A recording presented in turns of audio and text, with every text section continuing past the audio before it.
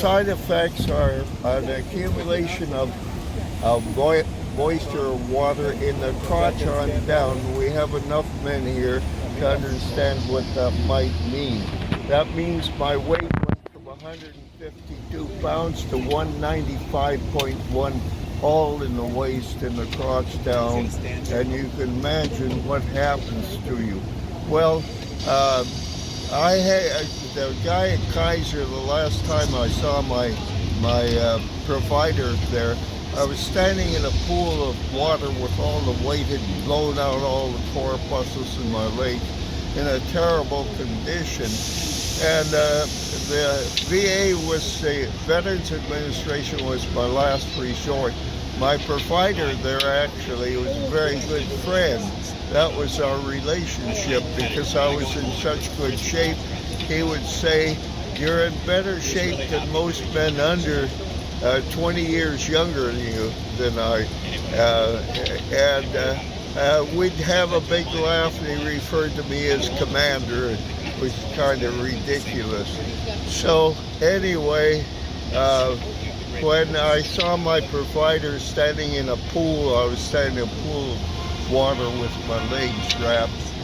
That was the end of it. I went to my provider at the VA, showed up in the room there, and he looked me over, and I've never seen, I was standing in a pile of water with no clothes on, and I've never seen a guy's face change more radically in my life. The smile instantaneously was gone. He dropped everything, spent over an hour with me, cleaned me up, and then I remarked to Harvey, the home care nurse that had been assigned to me, said I belong in the hospital. And Harvey insisted at the time, it was a Friday afternoon, that I go immediately to the hospital. I rejected that. So he showed up the next morning, made me put everything down, and carted me off the VA hospital, where I spent 10 days in the hospital. It was doubtful that I'd recover, but I did. It's been hard work. We don't have one life, we have many lives that we live through, as you know, cyclical, one thing after another. But the one thing that taught me, I'm the richest person on the planet because it gave me a sense of compassion I didn't have. And I could understand President Roosevelt, why he was the way he was, or John Berger Iverson, a good friend of mine from one of those Norwegian fisher families that operated out of Ballard in Seattle. And little Johnny was a year older than I, but he had infantile paralysis and his hands were off. And he'd work out in PA with us, and I knew he was suffering a lot. So anyway, you go through this and you have a sense of what compassion really is and how it is that we're completely dependent on the compassion we feel for each other. And you can see this group here, you can sense it, you can smell it. Some people ask me how I survived 35 years of full-time teaching. With the kids, I go walk into a classroom and all of the education courses I had and so on are meaningless because you go in and take a sniff. What's the atmosphere? What does it feel like? And in those 35 years, I never thought once that I'd be able to face those kids. I get so damn nervous just like this, and I'd walk into a classroom and everything would just fall off like that. And it's the same, I remarked the humanists here. I was born a humanist. I'm a product of Mother Nature. I was born in Port Angeles, Washington, on the stormy straits of San Juan de Fuca, the San Juan Islands. People would ask me about my politics. because I was accused of being a communist all the time. And I would say, oh no, I'm far to the left of that. I got my politics from the deep woods up north. But little do they know, and where's Tom over here, that that's the truth. Because I was born in WWII country, and Bakunin, it's not just Marx, but Bakunin is part of my life also. If you don't know who he is, I won't prompt. But anyway, that, and of course Seattle with all of the stories from the docks and so on, and the people there. Okay, so let's get back to Decoration Day. Decoration Day is extremely important to me. My grandfather, Josephus Poole, was a veteran of, well, hell, I'm not going to refer to that. He was a veteran of the 1st Ohio Heavy Artillery Regiment, Company F. My grandfather was a little dinky guy. My dad said that he was the nearest thing there was for a banty rooster, and I have all of the VA records about his service, of course, in my notebook at home. Anyway, he entered the war right at and served 3 years. That was 1862 to 1863 in the, did I mention the 1st Ohio Heavy Artillery Regiment, for repetition of that. Okay, you have to think back to this period. People always prescribe my longevity, and the people on my side, to my grandmother, maternal grandmother's people who were Scots. But all I could ever remember about them were all these little old ladies, the widows. The men had all worked themselves in the early graves, and they didn't stand up too well. But the pools were made of something else. Who the hell knows? My grandfather was the product of the second marriage of his dad, Aaron, who had 3 wives, and this is a period when the average man's lifespan was less than 50 years. He was 78 when he finally died, you know. And so we run into this part of the thing. All right, getting back to my grandfather. My grandfather enlisted in that company at the age of officially 18. He was a poor kid that didn't know any better, and a little dinky guy, 5 feet 3 inches tall, fair hair, and so on. And he survived those 3 years. 3 years which cost us 600,000 lives. And he was one that fought on the Western Front, which is Kentucky and Tennessee. He managed to survive and told my dad and his brother such horrible stories. They had nightmares at night from this particular thing. So he managed to get through all of that, and was rewarded at the end with a $25 gift and a promise of $75 more. All of our wars have been fought by poor kids.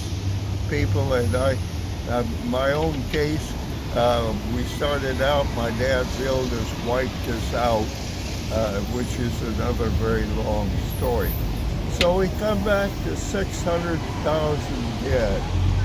And initially, the people honored were the Northerners, those that supported the Union. And of course, the South had terrible, heavy casualties, and the society was completely disrupted. On January 1st, 1863, Lincoln issued the Emancipation Proclamation for the African American population that was north had been loyal to the Union. Later on, by 1864, the issue was debated, and the African Americans got their freedom as well. All right, getting back to what the 600,000 dead actually means.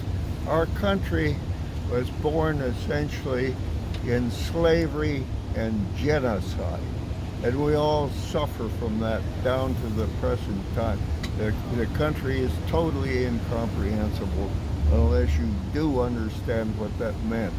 All right, Jefferson, Madison, Monroe, yeah, Jefferson, the apostle of democracy, slave owner who had no use really for ordinary people. The Gap, the people that have controlled the country have always been an extremely small minority from the inception down to the present moment. We're completely dependent now on the fossil fuel industry. And I'll have one or two things to say about that. All right, getting back to Decoration Day. Initially what happened Arlington National Cemetery was the tribute was given to the Northern fighters for the Union. Later on spread to the but it was a very informal thing. People would go out and visit their graves and so on, people who had passed away, tribute to them, and there were church bells ringing and so on. And it wasn't confined just to veterans or people in the service, to everyone. My mother and her two sisters would go out to Washelli Memorial Gardens north of Seattle. The three of them present the thing. This was a type of tribute, a memory of people who had been close to you. There were no parades, no flyovers, and so on, this type of thing. All of this changed in 1966 under Lyndon Johnson, and I used to know the date. It's in my notes, but I'm not going to bother to look it up. Why did they change the name in 1966 from Decoration Day to Memorial Day? And Lyndon Johnson was a master politician, one of these real old-line Democrat politicians. And what he had in mind was his problems he had facing election with Richard Nixon running. And the one way to assure election is you have war. That is perfect. That brings everything together. You go out and kill people. And so Lyndon Johnson